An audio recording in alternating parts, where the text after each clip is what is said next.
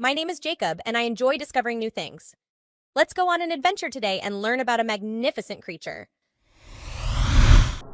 Hello, curious minds. Today we're buzzing into the world of one of nature's hardest workers, the bee. Bees are tiny creatures with a huge impact on our planet. Let's dive into the hive and explore the incredible life of bees. Bees are known for their distinctive black and yellow stripes, and they're often seen darting from flower to flower.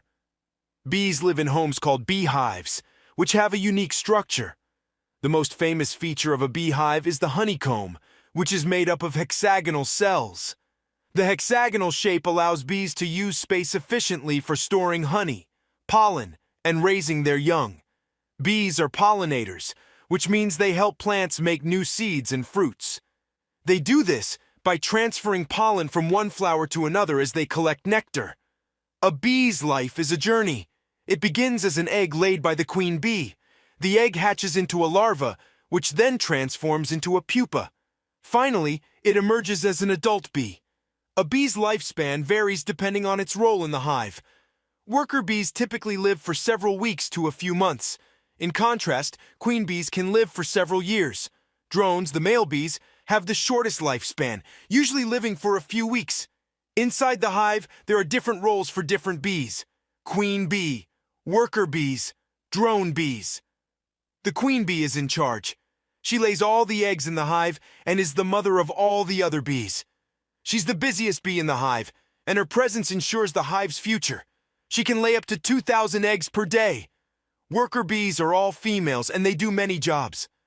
Some are foragers, collecting nectar and pollen. Others are nurse bees, taking care of the baby bees. And there are guard bees that protect the hive. Drones are the male bees. Their main job is to mate with the queen bee.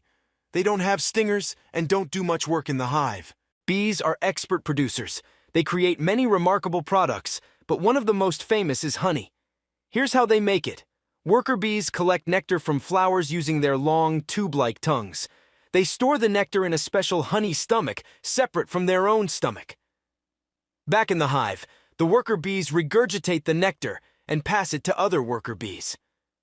The bees in the hive help to reduce the water content in the nectar by fanning it with their wings.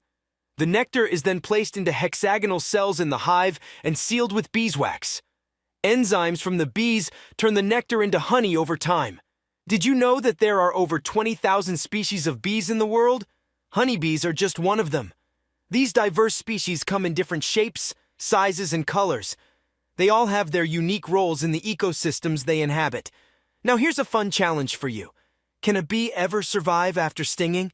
The answer is honeybees do in fact die after injecting their venom by way of their stinger. But other kinds of bees, along with hornets and wasps, do not. And many bee species don't have stingers at all. Can you guess the biggest bee size? Megachill pluto is the largest known living bee species.